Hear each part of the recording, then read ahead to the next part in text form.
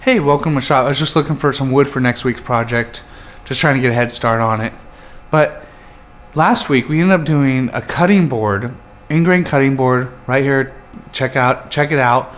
But we ended up making an ingrain cutting board for a wedding gift for some friends. It was a lot of fun to do. It gave such a personal aspect to the gift.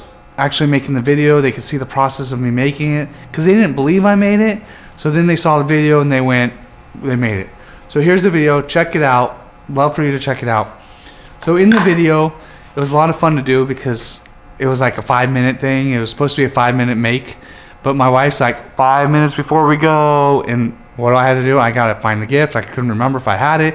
My son, did he have it? Who had the gift? It was a little fun play. I know it didn't take 5 minutes to make the cutting board. I do know that, but I sped it up and made it 5 minutes because I didn't want a 2-hour video of me cutting the cutting board and just slow. So I just sped it up, made it fun.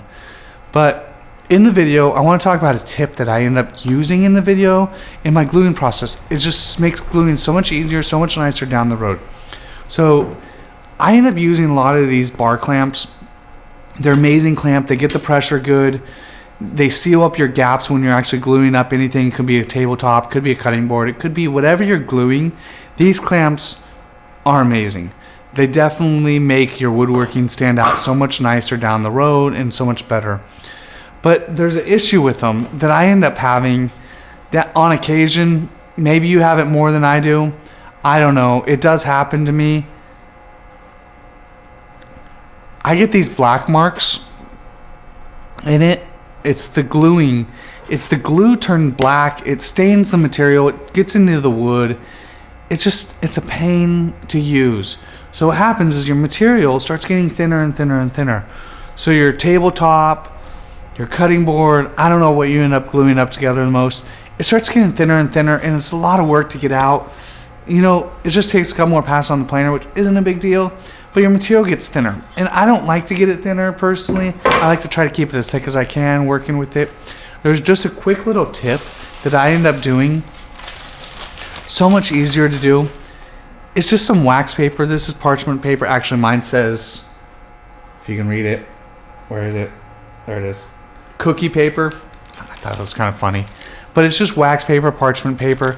What it does is actually keeps the glue from penetrating into the metal on the bar clamps and then turning the glue black and then staining your wood down the road. It's easier. It takes 2 minutes to set up. And then what happens is your glue ups start turning out like this with no black marks. This is what you want because what it's going to do is keep your material to maximum thickness, easier to work with. There's no big old black marks in it. It's really great.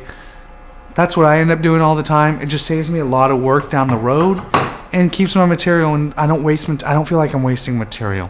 So that's a tip from my shop to your shop. I hope you enjoyed it. I gotta go find some pine because that's the next project for next week. So we'll catch you next time.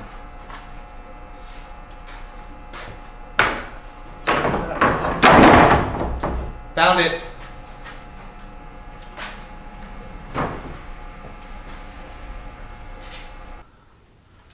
Did you get the present? Mama,